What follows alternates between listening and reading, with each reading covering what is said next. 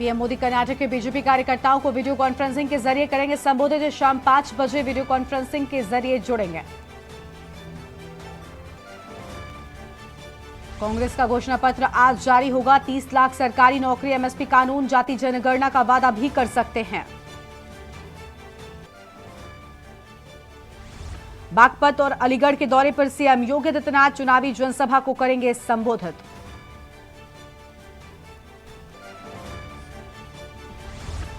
अलविदा जुमे की नमाज आज देश भर में अलविदा की नमाज को लेकर तैयारियां पूरी, प्रशासन ने भी कसी कमर। यूपी के मदरसा बोर्ड को लेकर सुप्रीम कोर्ट में आज होगी सुनवाई। हाईकोर्ट के आदेश के खिलाफ मदरसा संगठनों ने दाखिल की एसएलपी। हिमाचल प्रदेश के चंबा में महसूस किए गए भूकंप के झटके, रेक्टर पैमाने पर 5.3 तीव्रता से कांपा उत्तर भारत। आप देख रहे हैं के न्यूज, खबरों का सारथी। नमस्कार, लाइव न्यूज में आप सभी का स्वागत है। मैं हूं आपके साथ गरिमा वाजपेयी और अहम खबर से करते हैं बुलेटिन की शुरुआत। दिल्ली से बड़ी जानकारी आपको हम बताते हैं। भारत निर्वाचन आयोग की महत्वपूर्ण बैठक आज और लोकसभा चुनाव की तैयारियों को लेकर बैठक। भारत निर्वाचन आयोग की महत्वपूर्ण बैठक की जानकारी सामने आ रही है और बैठक में कम मतदान वाले इलाकों को लेकर चर्चा होगी। ये बड़ी खबर आपको हम बता रहे हैं, जहां पर आज महत्वपूर्ण बैठक होने जा रही है और जिन इलाकों में मतदान कम होता है उनको लेकर आज इस बैठक में अहम चर्चा होने वाली है। ये बड़ी खबर आपको हम बता रहे हैं। फिलहाल ये अहम जानकारी आपको हम बता दें। दिल्ली से खबर, भारत निर्वाचन आयोग की महत्वपूर्ण बैठक को लेकर ये बड़ी खबर सामने आ रही है, जहां पर एक अहम बैठक होगी और जिन जगहों पर, जिन इलाकों में मतदान कम होता है उनको लेकर चर्चा की जाएगी। ये बड़ी जानकारी आपको हम बता दें। दिल्ली से खबर, भारत निर्वाचन आयोग की महत्वपूर्ण बैठक आज होगी।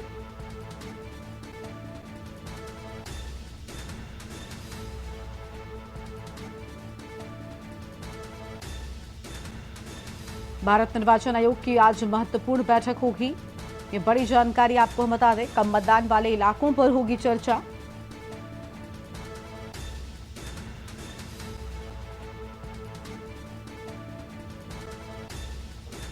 लोकसभा चुनाव की तैयारियों को लेकर बड़ी बैठक होगी। फिलहाल यह अहम खबर आपको हम बता रहे हैं, जहां पर चुनाव की तैयारियों को लेकर बड़ी बैठक होने जा रही है। भारत निर्वाचन आयोग की महत्वपूर्ण बैठक आज, यह अहम खबर आपको हम बता रहे हैं। बैठक में कम मतदान वाले इलाकों पर होगी चर्चा।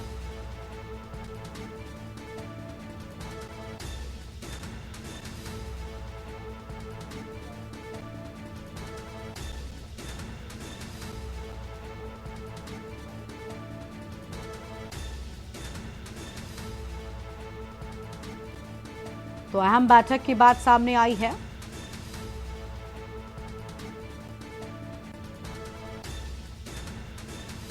दिल्ली से खबर, भारत निर्वाचन आयोग की महत्वपूर्ण बैठक को लेकर यह बड़ी जानकारी। लोकसभा चुनाव की तैयारियों को लेकर होगी अहम बैठक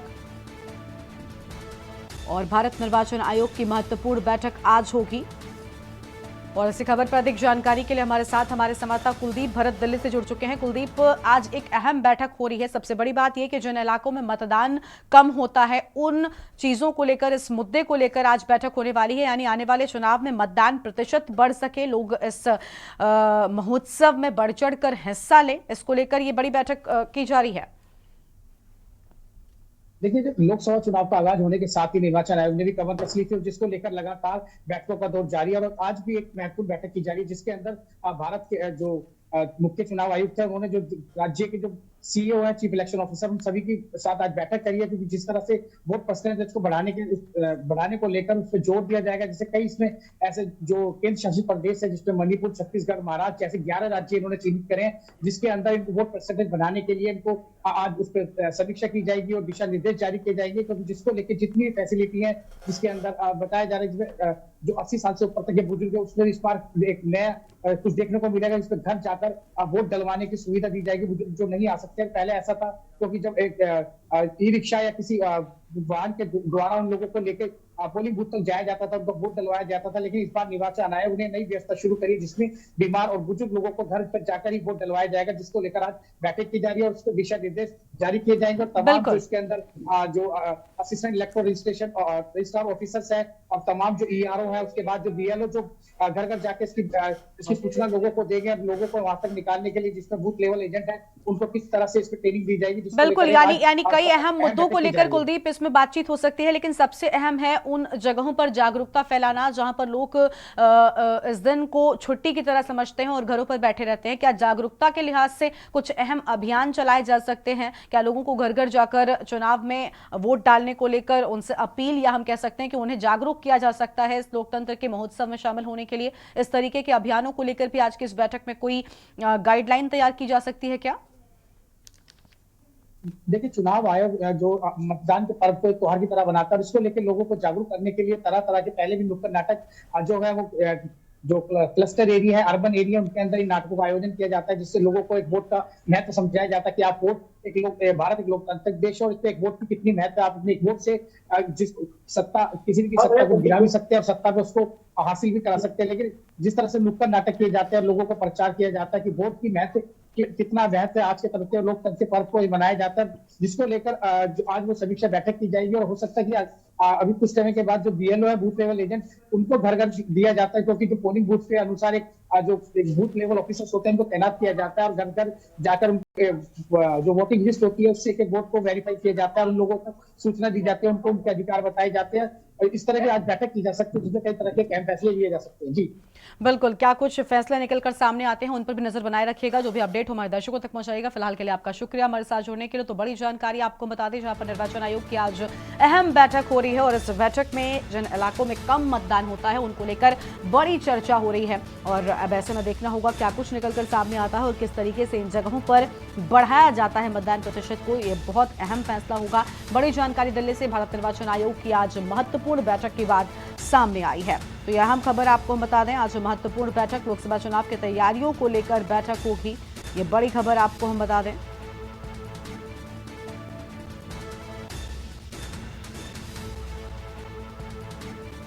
तो बैठक में कम मतदान वाले इलाकों को लेकर चर्चा की जाएगी। ये बड़ी जानकारी आपको हम बता रहे हैं।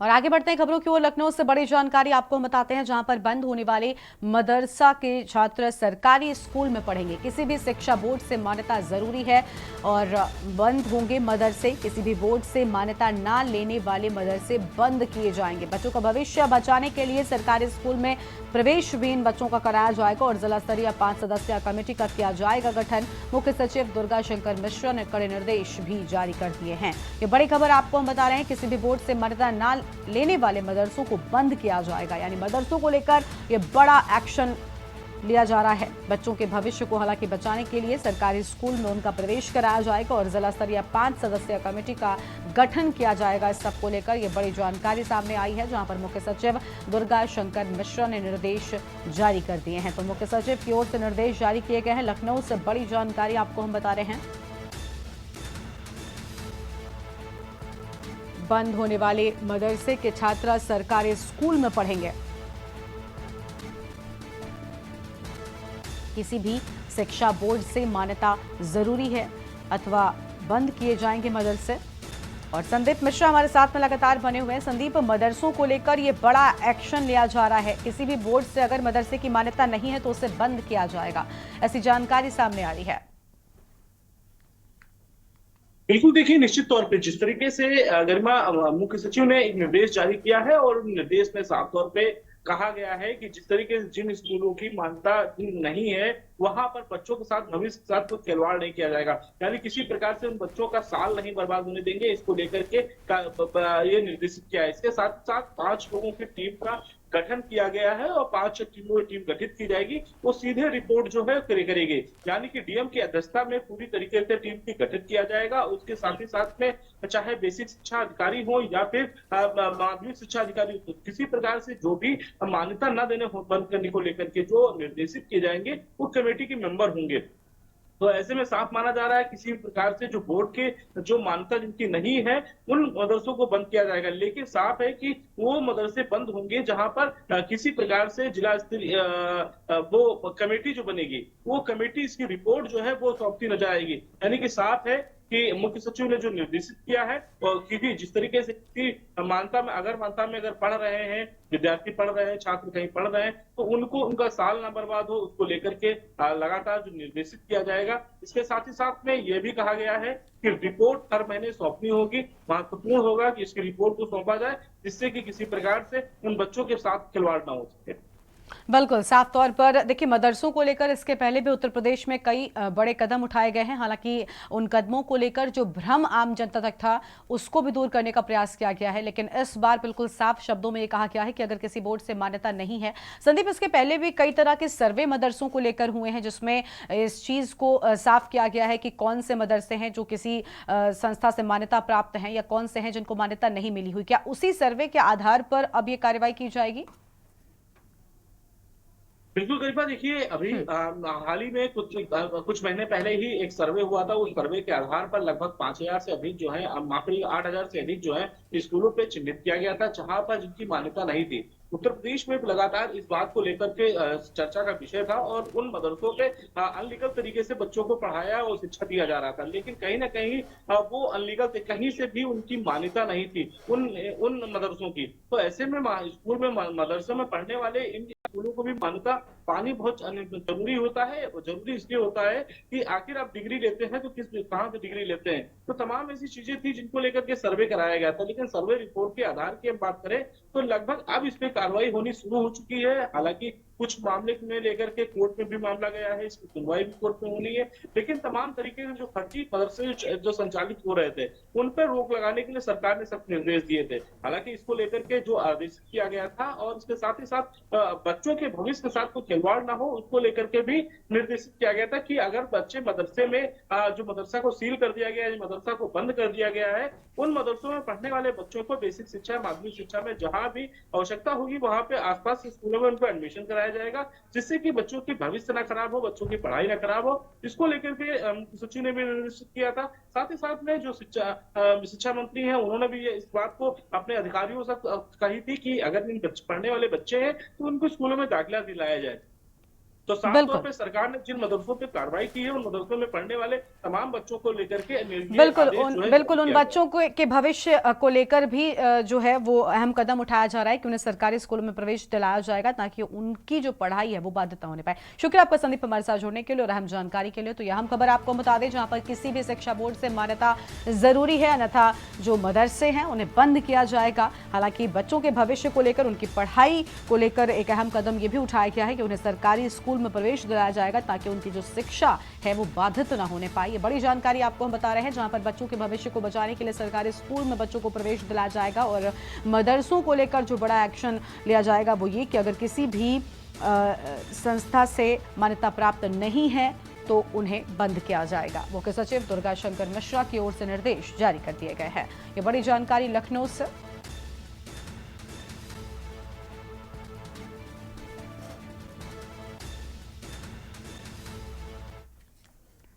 आगे बढ़ते हैं खबरों की ओर। अलीगढ़ दौरे पर मुख्यमंत्री योगी आदित्यनाथ 2:05 पर सीएम गभाना तहसील के हेलीपैड पर उतरेंगे और 2:10 पर योगी गभाना में जनसभा को संबोधित करेंगे। तो इस खबर की ओर आगे बढ़ेंगे, लेकिन उससे पहले एक बड़ी जानकारी लखनऊ से सामने आ रही है। सबसे पहले उसका रुख कर लेते हैं। लखनऊ से एक बड़ी जानकारी आपको हम बताते हैं, जहां मलिहाबाद रेंज के वन दरोगा को बंधक बनाए जाने की बात सामने आई है। लखनऊ से बड़ी जानकारी आपको हम बता रहे हैं। अवैध लकड़ी कटान पर वन दरोगा पहुंचे थे, लेकिन उन्हें बंधक बनाए जाने की बात सामने आई है। लखनऊ से बड़ी खबर, बदमाशों ने लकड़ियों से भरी ट्रैक्टर ट्रॉली भी लूट ली है। तो बदमाशों ने ट्रैक्टर ट्रॉली भी लूटी है और रहीमाबाद थाने की पुलिस ने दरोगा को छुड़ाया है। हालांकि रहीमाबाद थाने की पुलिस मौके पर पहुंची और दरोगा को छुड़ा लिया गया है। बदमाशों ने लकड़ियों से भरी ट्रैक्टर ट्रॉली को लूट लिया था। रहीमाबाद थाने की पुलिस ने दरोगा को वहां पर पहुंचकर छुड़ाया है। फिलहाल बड़ी जानकारी आपको हम बता रहे हैं, जहां पर वन रेंजर ने वन दरोगा ने जांच के आदेश भी दे दिए हैं।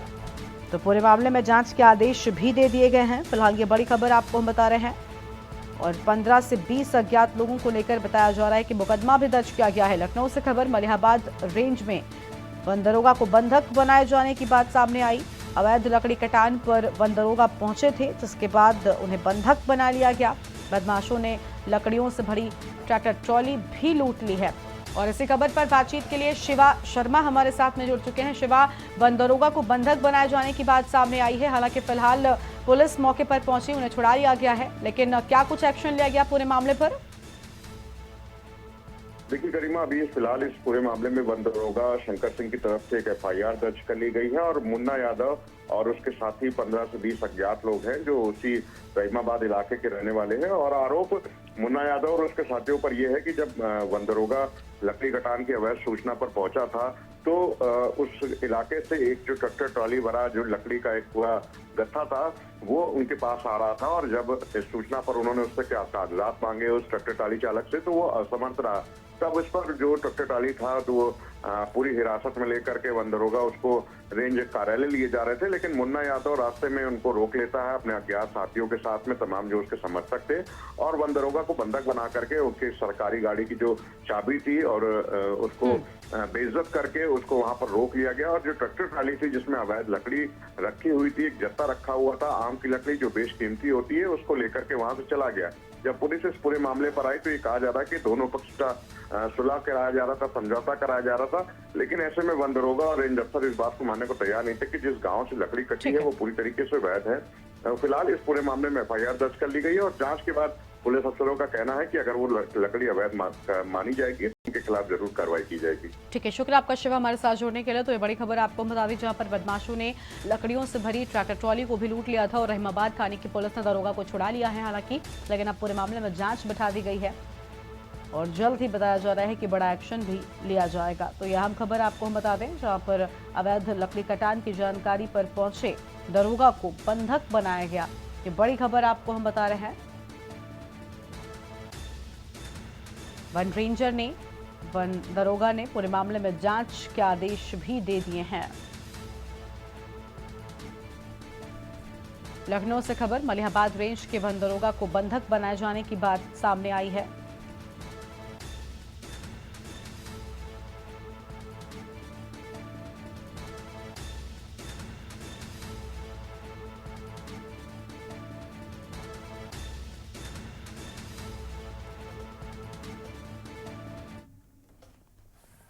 और अब आगे बढ़ेंगे खबरों की ओर। अगली खबर आपको हम अलीगढ़ से बताते हैं जहां पर अलीगढ़ के दौरे पर मुख्यमंत्री योगी आदित्यनाथ 2:05 पर सीएम गभाना तहसील के हेलीपैड पर उतरेंगे और 2:10 पर योगी गभाना में जनसभा को संबोधित करेंगे। प्रशासन की ओर से सुरक्षा के पुख्ता इंतजाम किए गए हैं।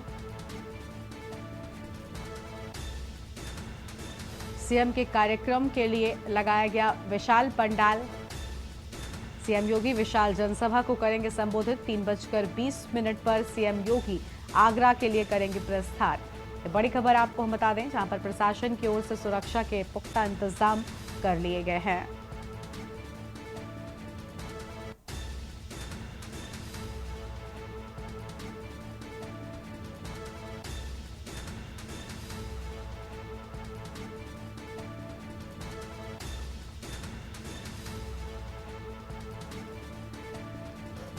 अलीगढ़ के दौरे पर मुख्यमंत्री योगी आदित्यनाथ, बड़ी खबर आपको हम बता रहे हैं जहां लगभग 2 बजे पहुंचेंगे। गभाना तहसील के हेलीपैड पर उतरेंगे मुख्यमंत्री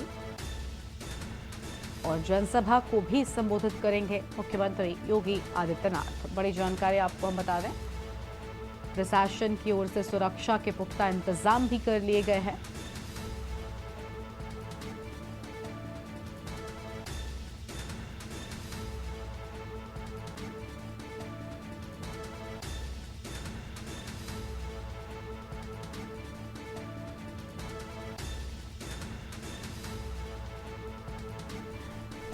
और 3:20 पर सीएम योगी आगरा के लिए प्रस्थान करेंगे।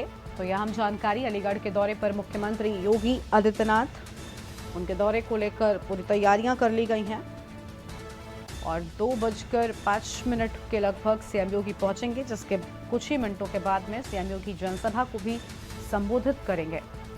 आम जानकारी आपको हम बता दें, प्रशासन की ओर से सुरक्षा के पुख्ता इंतजाम भी कर लिए गए हैं। तो प्रशासन की ओर से सुरक्षा के पुख्ता इंतजाम किए गए हैं यह अहम खबर आपको हम बता रहे हैं। और सीएम के कार्यक्रम के लिए विशाल पंडाल भी लगाया गया है। तो सीएम के कार्यक्रम के लिए विशाल पंडाल भी लगाया गया है। सीएम योगी विशाल जनसभा को संबोधित करेंगे। जनसभा को लेकर सभी तैयारियां भी पूरी कर ली गई हैं। इसके बाद लगभग 3 बजे के बाद सीएम योगी आगरा के लिए यहां से प्रस्थान करेंगे। और अधिक जानकारी के साथ हमारे संवाददाता संदीप मिश्रा जुड़ चुके हैं। संदीप, आज अलीगढ़ के दौरे पर है मुख्यमंत्री, क्या पूरी जानकारी है उनके इस दौरे से जुड़ी? 2 बजे बताया जा रहा है पहुंचेंगे।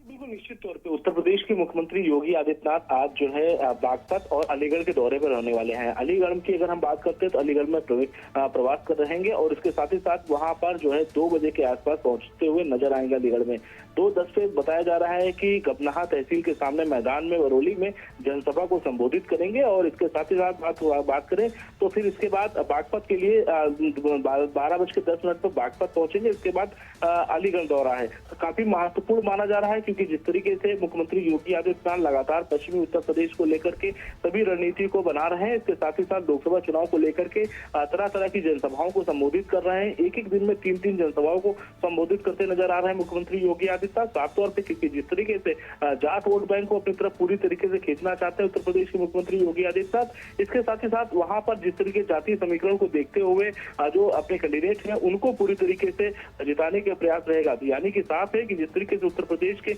मुख्यमंत्री योगी आदित्यनाथ लगातार जनसभाओं को संबोधित कर रहे हैं और कहीं ना कहीं अपने इस कार्यक्रम के माध्यम से जनता के बीच में अपनी एक अलग ही पहचान बनाते हुए नजर आ रहे हैं। जी बिल्कुल, शुक्रिया संदीप आपका अधिक जानकारी के लिए। तो यह हम खबर जहां पर आज अलीगढ़ के दौरे पर है मुख्यमंत्री योगी आदित्यनाथ, हालांकि इसके बाद में आगरा के लिए भी जाएंगे। तो ये बड़ी खबर आपको हम बताते हैं। अलीगढ़ के दौरे पर मुख्यमंत्री योगी आदित्यनाथ यहां पर जनसभा को भी संबोधित करेंगे। मुख्यमंत्री लगभग 2 बजे पहुंचेंगे, जिसके बाद कुछ ही मिनटों में जनसभा को संबोधित करेंगे और इसके बाद आगरा के लिए मुख्यमंत्री प्रस्थान करेंगे। तो ये बड़ी जानकारी, जहां पर आज अलीगढ़ के गभाना में जनसभा को संबोधित करेंगे मुख्यमंत्री योगी आदित्यनाथ। आगे बढ़ेंगे खबरों की ओर। लखनऊ से अगली बड़ी जानकारी, जहां पर सोना तस्करी मामले में बड़ी कार्रवाई की बात सामने आई है। एयरपोर्ट की पूरी कस्टम टीम सस्पेंड कर दी गई है और इसके साथ ही एयरपोर्ट पर तैनात सहायक कस्टम आयुक्त को भी सस्पेंड किए जाने की बात सामने आई है। कार्यालय प्रभारी समेत टीम के 8 सदस्यों पर गाज गिरी है। सभी को एयरपोर्ट से हटाकर नई टीम की तैनाती कर दी गई। मामले में सभी की भूमिका को संदिग्ध माना गया है। 29 तस्करों के एयरपोर्ट से भागने के मामले में कार्रवाई की बात सामने आई है। दिल्ली मुख्यालय ने बड़ी लापरवाही मानते हुए ये बड़ा एक्शन लिया है और सभी को सस्पेंड कर नई टीम यहां पर तैनात कर दी गई है। ये बड़ी खबर लखनऊ से आपको हम बता रहे हैं, जहां पर आपको बता दें कि 29 तस्कर यहां पर भाग गए थे, जिसके बाद ये बड़ा एक्शन इस पूरी टीम पर लिया गया है। एयरपोर्ट से भागने के मामले में ये बड़ी कार्रवाई कर दी गई है। यह अहम खबर आपको हम बता रहे हैं।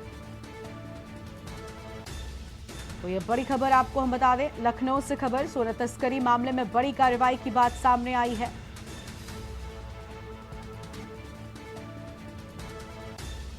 और एयरपोर्ट की पूरी कस्टम टीम को सस्पेंड किया गया है। इसके साथ ही आपको बता दें कि सहायक कस्टम आयुक्त को भी सस्पेंड किए जाने की बात सामने आई है। कार्यालय प्रभारी समेत टीम के 8 सदस्यों पर गाज गिरी है।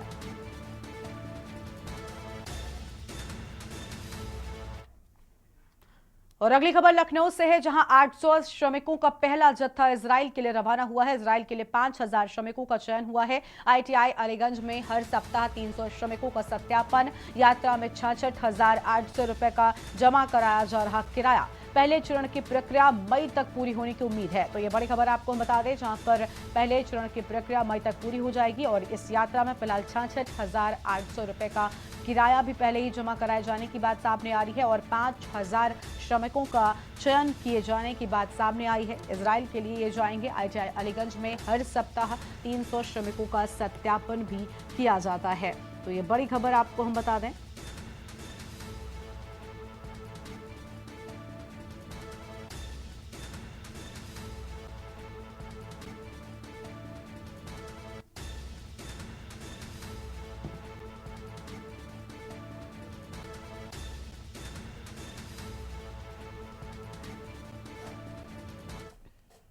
लखनऊ से अगली खबर, लोकसभा चुनाव को लेकर पुलिस की सख्ती साफ तौर पर नजर आ रही है। इस खबर पर आगे बढ़ेंगे, उससे पहले निर्वाचन आयोग की प्रेस कॉन्फ्रेंस में आपको लेकर चलते हैं। This is what is the entire exercise for which we have all invited you here today.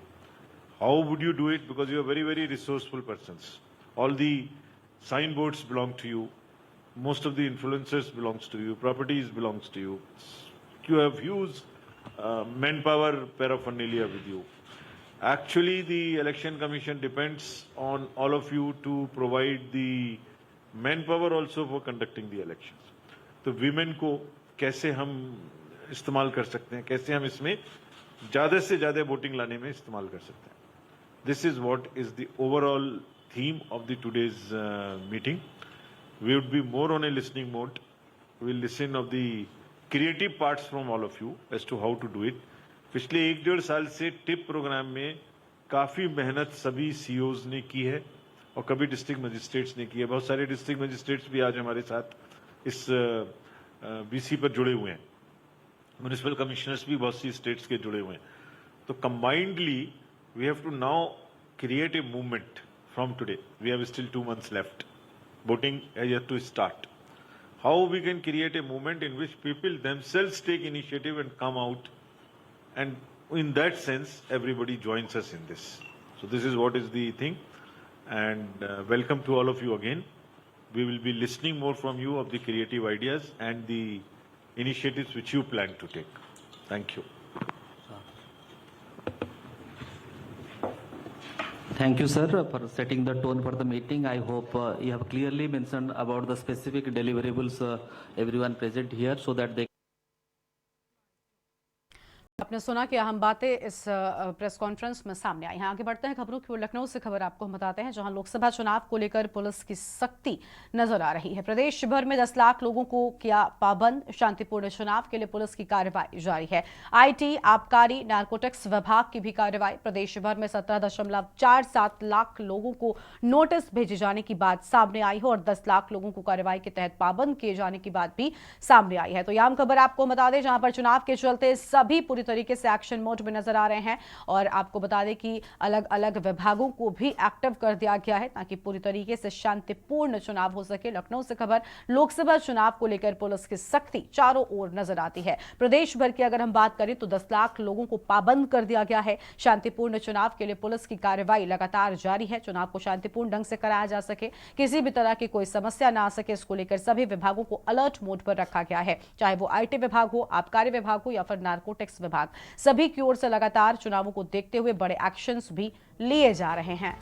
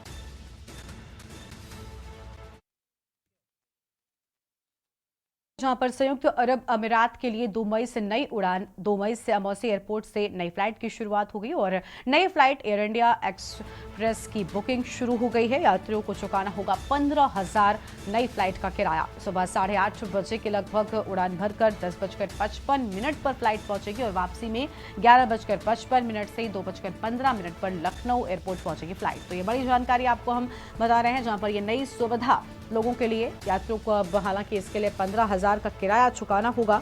ये बड़ी जानकारी आपको हम बता रहे हैं. नई फ्लाइट एयर इंडिया एक्सप्रेस की बुकिंग भी शुरू कर दी गई है. यात्रियों को 15,000 नई फ्लाइट का किराया चुकाना होगा.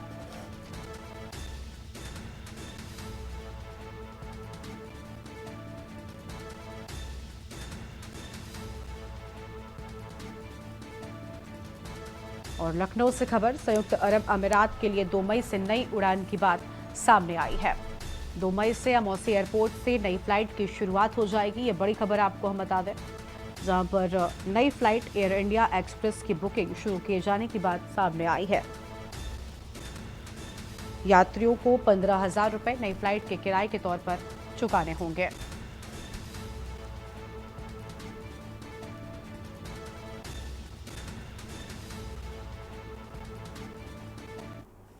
प्रयागराज से अगली खबर आपको हम बताते हैं, जहां इलाहाबाद हाईकोर्ट से जुड़ी बड़ी जानकारी। हिंदूवादी नेता कमलेश तिवारी हत्याकांड का पूरा मामला है।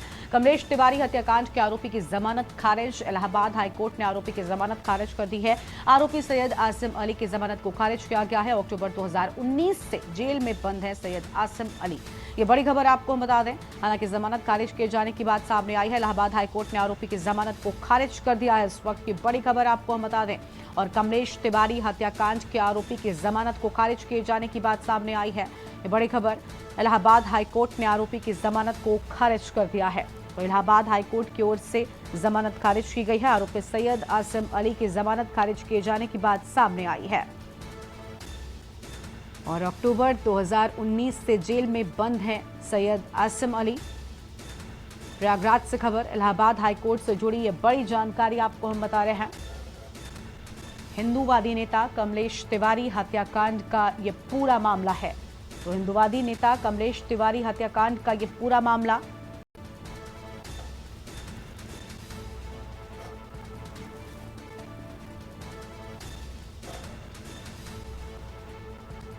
कमलेश तिवारी हत्याकांड के आरोपी की जमानत खारिज किए जाने की बात सामने आई है।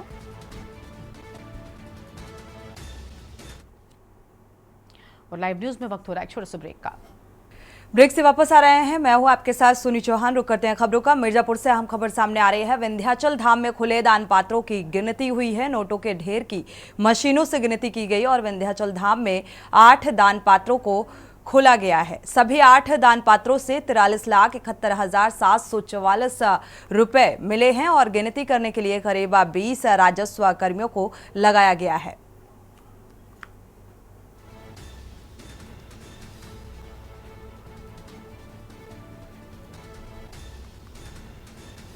तो ये अहम खबर सामने आ रही है। नोटों के ढेर की मशीनों से गिनती की गई। करीब 8 दान पात्रों को खोला गया विंध्याचल धाम में और मशीनों से इन नोटों की गिनती की गई। सभी 8 दान पात्रों से 43,71,000 रुपए निकले। गिनती करने के लिए करीब 20 राजस्व कर्मियों को लगाया गया। मिर्जापुर से अहम खबर,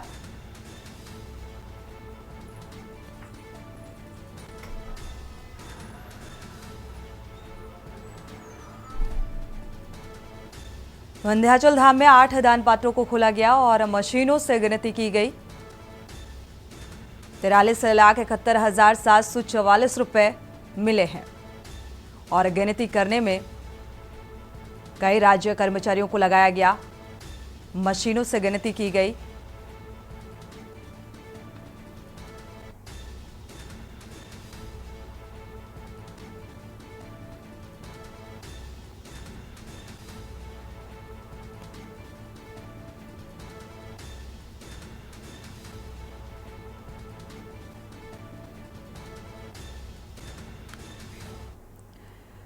रुक करते हैं अगली खबर का। जिला गुरदासपुर के फतेहगढ़ चूड़िया के गांव कोट मोलावी में कृषि विभाग द्वारा एक विशेष कैंप का आयोजन किया गया, जिसमें सहायक कृषि अधिकारी अर्शदीप और कौर और स्टाफ ने किसानों को पराली ना जलाने के बारे में बताया और कृषि विभाग ने किसानों को जागरूक भी किया।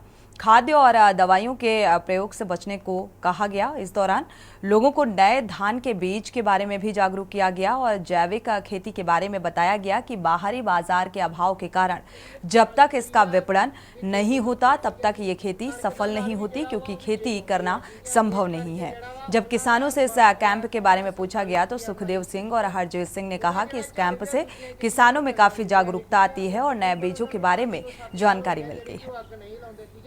ਉਹ ਵੀ ਤੁਹਾਡੇ ਪਿੰਡ ਦੇ ਕਿਸਾਨ ਆ, ਠੀਕ ਹੈ ਜੀ। ਇਸ ਕਰਕੇ ਆਪਾਂ ਸਾਰੇ ਜਾਣੇ ਇੱਕ ਪ੍ਰਣ ਕਰੀਏ ਕਿ ਆਪਾਂ ਨਾ ਤੇ ਪਰਾਲੀ ਨੂੰ ਅੱਗ ਲਾਈਏ, ਨਾ ਹੀ ਆਪਾਂ ਕਣਕ ਦੇ ਨਾੜ ਨੂੰ ਅੱਗ ਲਾਈਏ, ਤਾਂ ਜੋ ਜਿਹੜਾ ਉਹ ਪੈਂਦਾ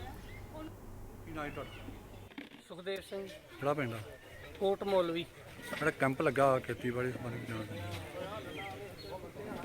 ਹਾਂਜੀ, ਇਹ ਸਰ ਪੁਰਾਣਾ ਵਾਲਿਆਂ ਨੇ ਲਾਇਆ, ਬਿਨਾ ਨਾੜ ਨੂੰ ਅੱਗ ਲਾਇਆ, ਬਿਨਾ ਪਰਾਲੀ ਨੂੰ ਅੱਗ ਲਾਇਆ।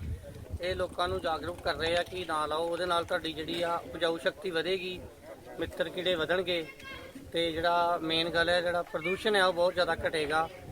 ਜੀਵ ਜੰਤੂਆਂ ਵਾਸਤੇ, ਮਨੁੱਖਤਾ ਵਾਸਤੇ, ਮਨੁੱਖਤਾ ਦੇ ਭਲੇ ਵਾਸਤੇ ਬਹੁਤ ਵਧੀਆ ਉਪਰਾਲਾ ਜੀ ਇਹ ਡਿਪਾਰਟਮੈਂਟ ਦਾ। ਬਹੁਤ ਵਧੀਆ ਸੁਝਾਅ ਦਿੱਤੇ ਨੇ ਇਹਨਾਂ ਮਹਿਕਮੇ ਵਾਲਿਆਂ ਤੇ ਵਧੀਆ ਗੱਲਾਂ ਕੀਤੀਆਂ। ਠੀਕ ਹੈ ਖੇਤੀਬਾੜੀ ਬਾਰੇ ਤੇ ਅਸੀਂ ਸਹਿਮਤ ਹਾਂ ਇਸ ਗੱਲ 'ਚ। ਕੀ ਉਹਨੇ ਦੱਸਿਆ ਵੀ ਪਰਾਲੀ ਨਾ ਸਾੜੋ ਤੇ ਚੰਗੀ ਖੇਤੀ ਕਰੋ। ਯੂਰੀਆ ਤੇ ਆਪਾਂ ਜਿਹੜਾ ਜ਼ਹਿਰ ਪਾਉਂਦੇ ਆ ਇਹ ਫਸਲਾਂ ਦੇ ਵਿੱਚ ਇਹ ਨਾ ਪਾਓ ਤੇ ਆਰਗੈਨਿਕ ਖੇਤੀ ਕਰੋ ਤੇ ਵਧੀਆ ਖੇਤੀ ਕਰੋ। ਜੀ ਇਹ ਸਾਡਾ ਇੱਕ ਹਿਸਾਬ ਦਾ ਫੀਲਡ ਡੇ ਲੱਗ ਰਿਹਾ ਸੀ। ਇਸ ਪਿੰਡ ਦੇ ਵਿੱਚ ਸਾਡੇ ਪ੍ਰਦਰਸ਼ਨੀ ਪਲਾਂਟ ਚੱਲ ਰਹੇ ਸੀ ਜਿਹੜੇ ਕਿ ਸਿੱਧੀ ਬਿਜਾਈ ਨਾਲ ਸੰਬੰਧਿਤ ਸੀ ਤੇ ਇਸ ਕਣਕ ਦੇ ਸੀਜ਼ਨ ਦੇ ਵਿੱਚ 3 ਵੱਖਰੇ ਪ੍ਰਕਾਰ ਦੇ ਨਾਲ ਜਿਹੜੀ ਕਣਕ ਦੀ ਬਿਜਾਈ ਕੀਤੀ ਸੀ ਕਰਵਾਈ ਗਈ ਸੀ, ਜਿਹਦੇ ਵਿੱਚ ਸੀਗਾ ਹੈਪੀ ਸੀਡਰ, ਸੁਪਰ ਸੀਡਰ ਅਤੇ ਸਰਫੇਸ ਸੀਡਰ ਅਤੇ ਉਹਦੇ ਸੰਬੰਧੀ ਜਿਹੜਾ ਸੀ ਜਾਗਰੂਕਤਾ ਕੈਂਪ ਲਗਵਾਇਆ ਗਿਆ ਕਿ ਕਿਸ ਹਿਸਾਬ ਨਾਲ ਸਾਡੀ ਜਿਹੜੀ ਕਣਕ ਹੈ ਉਹਨੂੰ ਅਸੀਂ ਵੱਖਰੇ ਤਰੀਕੇ ਦੇ ਨਾਲ ਅਤੇ ਕਿਸ ਤਰ੍ਹਾਂ ਸਾਡੀ ਜਿਹੜੀ ਪੈਲੀ ਹੈ ਉਹ ਅਸੀਂ ਜ਼ਿਆਦਾਤਰ ਵਧੀਆ ਤਰ੍ਹਾਂ साम संभाल जी ਅਸੀਂ कर सकते हैं। और इसी बीच दिल्ली से बड़ी खबर सामने आ रही है। दिल्ली से अहम खबर आपको बता दें, चुनाव आयोग ने आप नेता आतिशी को नोटिस थमा दिया है। बड़ी और अहम खबर, बीजेपी की शिकायत पर चुनाव आयोग ने ये नोटिस थमाया।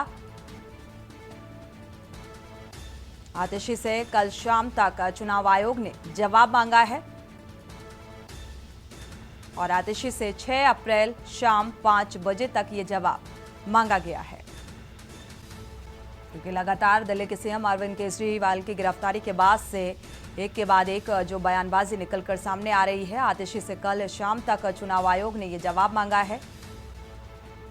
6 अप्रैल शाम 5 बजे तक जवाब देने के लिए कहा गया है।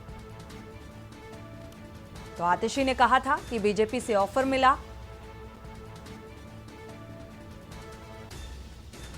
दिल्ली से अहम खबर।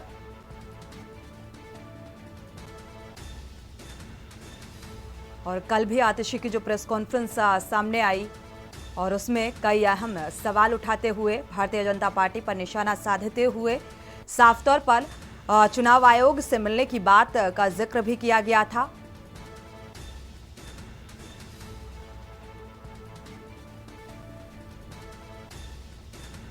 तो चुनाव आयोग को फिलहाल अब आतिशी को जवाब देना होगा। 6 अप्रैल 5 बजे तक, शाम 5 बजे तक ये जवाब तलब किया गया है। यह अहम खबर दिल्ली से सामने आ रही है।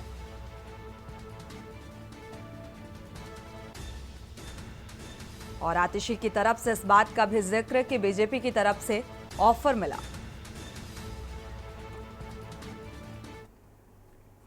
बढ़ते आगे, खबर जयपुर से है, जहां विकास प्राधिकरण के प्रवर्तन दस्ते ने जोन 12 में 22 बीघा जमीन पर बस रही अवैध कॉलोनी को ध्वस्त कर दिया और इसके अलावा जोन 7 के होटल कॉन्टिन के रोड पर किए गए अवैध निर्माण को ध्वस्त किया गया। पूरी कार्रवाई मुख्य नियंत्रक प्रवर्तन ने महेंद्र कुमार शर्मा के निर्देशन में की।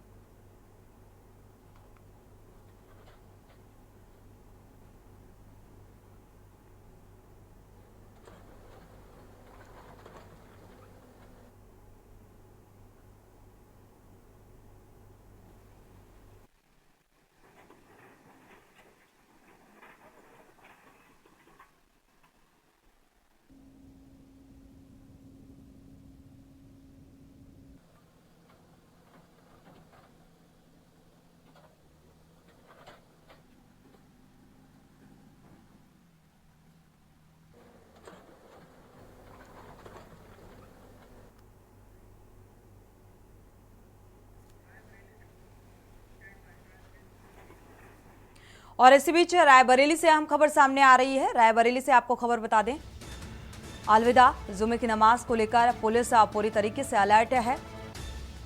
सुरक्षा व्यवस्था चाक चौबंद कर दी गई है। मस्जिदों और मुस्लिम बाहुल्य इलाकों में पैनी नजर प्रशासनिक अमले की। मस्जिदों के आसपास सिविल ड्रेस में पुलिस तैनात रहेगी और हर एक गतिविधि पर पैनी नजर ड्रोन कैमरे से शरारती तत्वों पर नजर रखी जाएगी।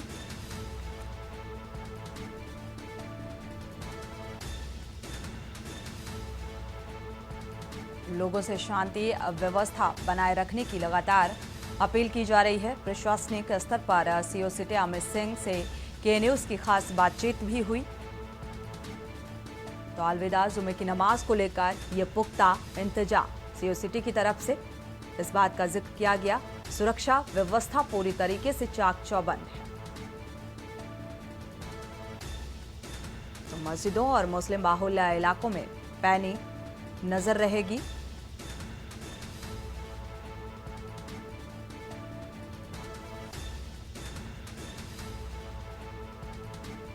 ड्रोन से भी शरारती तत्वों पर नजर रखी जाएगी। ड्रोन कैमरे का भी इस्तेमाल किया जाएगा सुरक्षा के लिहाज से और लोगों से शांति व्यवस्था बनाए रखने की अपील।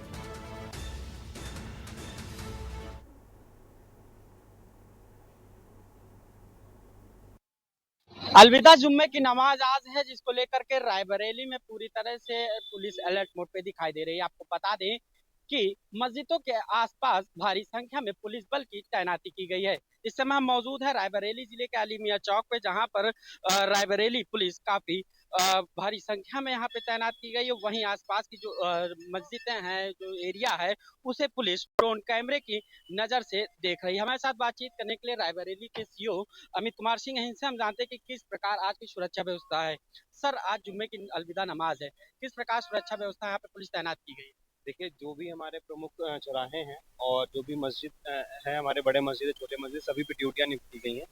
और साथ ही में जैसे हमारे सिपाही वर्दी के साथ में सादे ड्रेस में भी हैं, ताकि सख्त तरीके से निगरानी रख सकें। और साथ ही जो है ड्रोन कैमरे से भी निगरानी रखी जा रही है कि कहीं पर भी कोई ऐसी बात न रहे और जो भी नमाज है वो सकुशल संपन्न कराया जा सके। किस प्रकार हिदायत आपने जारी की है और लोगों से क्या अपील कर रहे हैं? क्योंकि जो भी हमारे मौलवी हैं मस्जिदों के, उनसे भी बात हो गई है और उनको बता दिया गया है कि जो है सबसे संपन्न कराने जो भी दिशा निर्देश उनको मिले हैं उनको समझा दिया गया है। साथ ही बता दिया गया है कि कोई भी सड़क पे या फिर ऐसी जगह पे नमाज नहीं करेगा तथा जहाँ पे नहीं करना चाहिए उसको। तो ये सारी इंस्ट्रक्शंस है जो हमने उनको बताया है और इसको फॉलो कराया जा रहा है। ये हमारे साथ बातचीत करने के लिए सीओ अमित कुमार सिंह ने थे, जिन्होंने बताया है कि आज अलविदा जुम्मे की नमाज को लेकर हर मस्जिदों के आसपास पुलिस बल को भी तैनात किया गया। साथ ही शांति व्यवस्था के साथ जुम्मे की नमाज लोग अदा करें, इसको लेकर के भी लोगों से अपील की गई है। केशवानंद शुक्ला, के न्यूज, रायबरेली।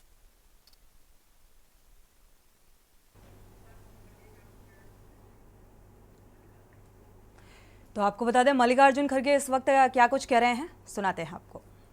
और खास जो घोषणा पत्र को तैयार किए श्री पीसी चिदम्बरम जी, केसी वेणुगोपाल जी और सारे वर्किंग कमेटी के मेंबर्स, मीडिया के मेरे दोस्तों, आज मुझे ये भी याद करना है कि बाबू जगजीवन राम का जन्मदिन भी है।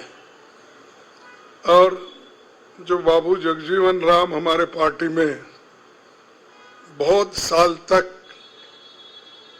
1947 से लेकर 1984 तक वो इस पार्टी में काम किए।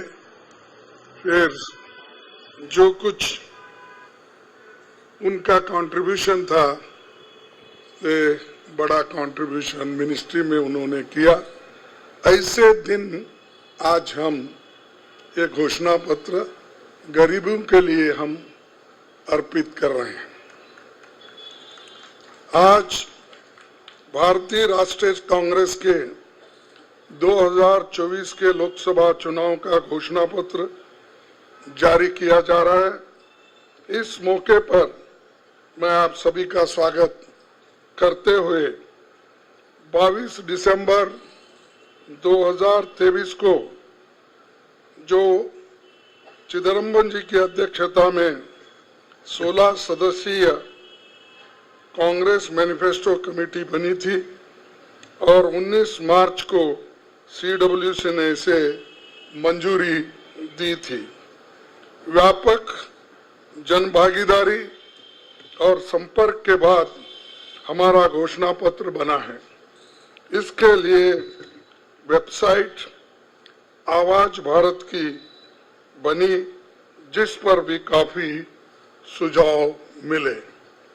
हमारा ये घोषणा पत्र देश के राजनीतिक इतिहास में न्याय के दस्तावेज के रूप में याद किया जाएगा। राहुल जी के नेतृत्व में चली भारत जोड़ो न्याय यात्रा में 5 पिलर्स पर ध्यान केंद्रित किया गया था। यात्रा के दौरान युवा न्याय, किसान न्याय, नारी न्याय, श्रमिक न्याय और हिस्सेदारी न्याय की घोषणा की गई थी। जहां कहीं भी हम गए इन न्याय की बात हमने करी थी और इसकी गारंटी भी हमने दी है। इन 5 पिलर्स में से 25 गारंटी निकलते हैं। हर 25 गारंटी ने किसी ना किसी को लाभ मिलने का इसके अंतर्गत यहाँ पर हमारे मैनिफेस्टो में भी है और इसके लिए जो हम पहले से ही करते हुए आए हैं वो भी हमने इसका उल्लेख किया है। मैं कुछ बातें आपके सामने रखना चाहता हूं। खासकर युवा न्याय के तहत हर शिक्षित युवा की पहली नौकरी अप्रेंटिसशिप के साथ पक्की हो जाए, ऐसी एक गारंटी हम दे रहे हैं। और उसके लिए हम 1 लाख रुपए, उसके लिए हम एक अप्रेंटिसशिप कोर्स करने वालों को खर्च करेंगे और इससे ये फायदा होगा, किसी ना किसी जगह उसको पक्की नौकरी मिलेगी, क्योंकि ये स्किल डेवलपमेंट के तहत और बहुत से इंडस्ट्रीज में इनको काम मिलेगा। नारी न्याय के तहत गरीब परिवार की महिला को सालाना 1 लाख की मदद देंगे। कोई तालियां नहीं बजा रहे, क्या बात है। गरीब परिवार की महिला को सालाना 1 लाख की मदद देंगे और किसान न्याय के तहत किसानों की कर्ज माफी और एमएस की कानून की गारंटी भी हम देंगे। और श्रमिक न्याय, इसके तहत मनरेगा में भी 400 रुपए, ये न्यूनतम कम से कम 400 रुपए मजदूरी दिया जाएगा। हिस्सेदारी न्याय में सामाजिक आर्थिक समानता के लिए हर व्यक्ति और हर वर्ग की गिनती या जातीय जनगणना होगी, जिससे सबको फायदा होगा, या किसी के फॉर में किसी के अगेंस्ट में ये नहीं है कि हालात को समझने के लिए ये जातीय जनगणना करेंगे, जैसा कि SC ST की जातीय जनगणना होती है और वैसा ही जो पिछड़े लोग हैं और भी ये अपर कास्ट में भी गरीब लोग हैं, सबकी हालत क्या है ये जानने के लिए हम जातीय जनगणना कराएंगे और इसका फायदा हर वर्ग को मिलेगा। हमारे घोषणा पत्र में संवैधानिक न्याय, कॉन्स्टिट्यूशनल जस्टिस खंड में लोकतंत्र बचाओ, भय से मुक्ति से लेकर मीडिया, न्यायपालिका आजादी, भ्रष्टाचार के खिलाफ मुहिम जैसे मुद्दे, कला संस्कृति जैसे विषय भी है।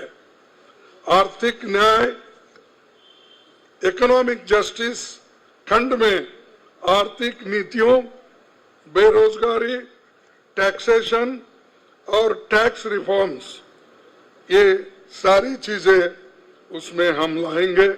इंडस्ट्री और इंफ्रास्ट्रक्चर पर ठोस काम हम करेंगे। राज्य न्याय, जस्टिस फॉर द स्टेट्स, मैं संघीय विकास पूर्वोत्तर भारत पर रोशनी हम डाले हैं और जहां कहीं भी फेडरल स्ट्रक्चर को धोखा होगा हम उस वक्त अपनी आवाज उनके साथ भी उठाएंगे और जब हमारी गवर्नमेंट आएगी तो उनको बराबरी का हिस्सा देंगे और ताकि वो पैसे के लिए तरस न हो, चाहे वो ड्रॉट हो, फ्लड हो, डिसास्टर्स हो, इसके लिए नेचुरल डिसास्टर, इन सब के लिए फेडरल गवर्नमेंट को कानून के तहत जो मदद मिलना चाहिए वो हम जरूर उनको दिलाएंगे। उसी के साथ देश की प्रतीक्षा और आंतरिक सुरक्षा के महत्व को ध्यान में रखकर रक्षा न्याय की भी खंड है, जिसमें विदेश नीति भी है और विदेश नीति हमारी अब तक सफल हुई है और उसी नीति पे अगर ये लोग काम करते थे और ठीक ढंग से चलते थे और बहुत से मुश्किल हमको आज जो आ रहे हैं वो कभी नहीं आते थे। तो इसीलिए हम अपना रक्षा न्याय का देश की रक्षा के लिए पूरा हम काम करेंगे। आखिरी एक महत्व का बिंदु पर्यावरण न्याय भी देंगे। आप सभी से मैं अनुरोध करूंगा कि घोषणा पत्र को बारीकी से देखे, पढ़ के इसमें आपको भविष्य के भारत की शानदार नया तस्वीर दिखेगा और इसके लिए आप ठीक ढंग से आप काम कर सकते हो। आजादी के बाद 1951-52 में चुनावों से राजनीतिक दल घोषणा पत्र जारी करते समय बहुत से दावे करते हैं लोग, पर कांग्रेस हमेशा जमीनी हकीकत पर चलती है। 1951 में पंडित जवाहरलाल नेहरू के नेतृत्व में हमारा जो घोषणा पत्र जारी हुआ उसका नाम था व्हाट कांग्रेस स्टैंड्स फॉर। उसका नाम था व्हाट कांग्रेस स्टैंड्स फॉर। पहले घोषणा पत्र को लेकर ये टिप्पणी की गई थी, no exaggerated claims were made, no ambitious plans to entice public or deceive the electorate had been placed before them. A realistic view of what was capable of achievement and implementation alone was presented. Congress के राष्ट्रीय अध्यक्ष मल्लिकार्जुन खड़गे को आप सुन पा रहे थे। हालांकि घोषणा पत्र कांग्रेस का जारी हो चुका है और 25 वादों में से जो 5 वादे हैं महत्वपूर्ण, उनका जिक्र करते हुए नजर आए और इसकी पूरी होने की गारंटी का भी जिक्र करते हुए नजर आए। वक्त इसी के साथ बुलेटिन में फिलहाल बस इतना ही। आगे खबरों के लिए आप देखते रहिए के न्यूज़ इंडिया।